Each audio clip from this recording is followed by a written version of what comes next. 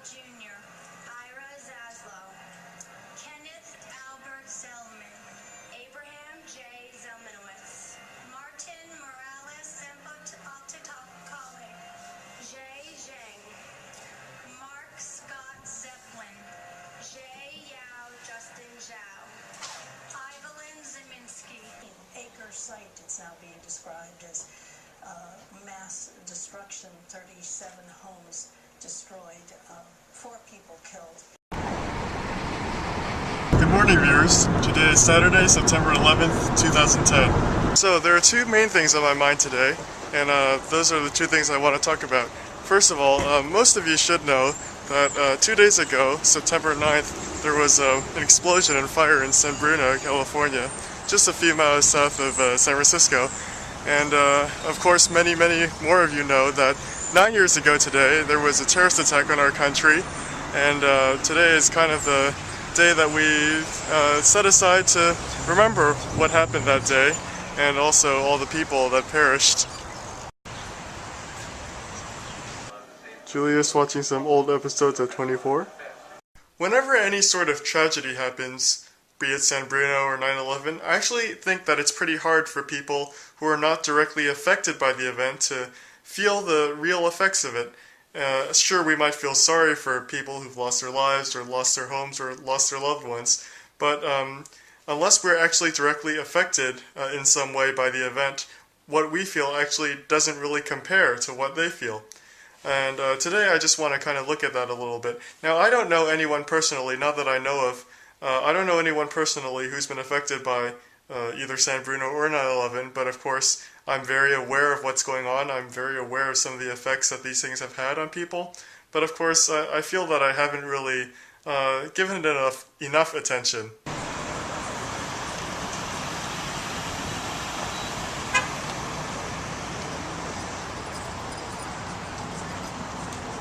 Bay Hill Shopping Center. It's kind of hard to believe that just a few days ago this was kind of the center point for all that was going on with the fire. And look behind me, Easters are still here.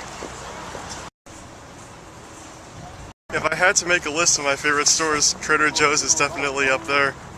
Really good snacks. Bagel chips, cranberries. So obviously I've been thinking a lot about tragic events today. And if you remember back from my vlog from last week about memory, about how once a human passes away, it's hard for us to regain the person's true identity because their memory starts to change. Well, this kind of ties in with tragic events. Even the loss of a single human life is too much. And since these tragic events have the ability to impact so many more people, I mean, in San Bruno, about, I don't know, 30 or more households have to start over because they have nothing left. Everything's burned to the ground. And that's something really big. So one thing we can start doing is start to look at how we can approach the aftermath of these events, how we can start looking at them. And I have to admit, this is a pretty controversial question and topic. I mean, what should we do? Should we point fingers and blame the people responsible?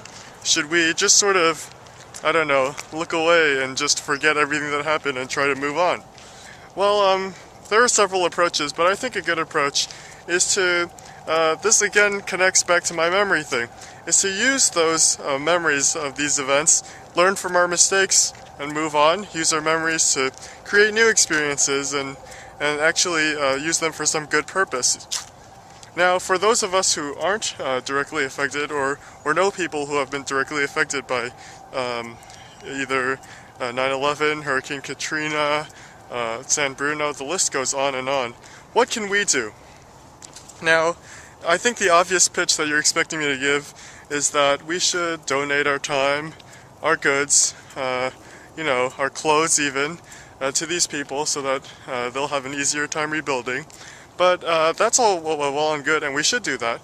But one thing that's really important to also provide is emotional support and spiritual support, because these losses can be very devastating. And I know this for a fact. I've experienced loss. I'm sure all of you have experienced some kind of loss, and you know that when things that are really important to you are taken away, it can be very, very difficult to overcome. It's such a nice, peaceful night out here in San Leandro, but I know for a fact that things can change very quickly. Not this situation in particular, but just in general, that, you know, within seconds we can have more tragedy, we can have people taken away from us. So we also need to learn to value time, value the moments that we've been given, and also value our talents and use them for some productive purpose. Remember, little can go a long way. Several friends introduced me to the concept of butterfly effect, which is even tiny changes can result in huge changes in the future. And just imagine what you can do, and also imagine that you have to kind of counteract the huge effect that tragic events have on people.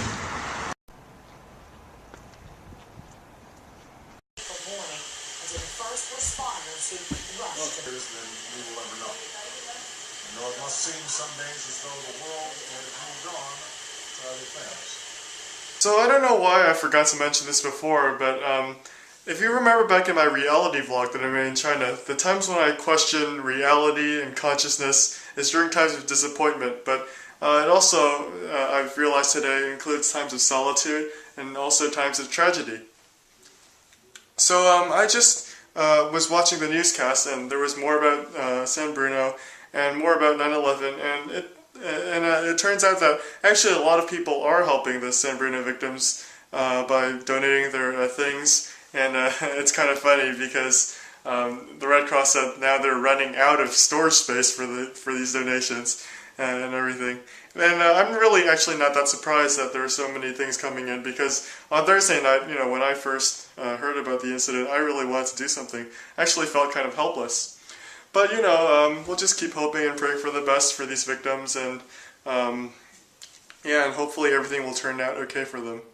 Just grabbing some fuel before you head home.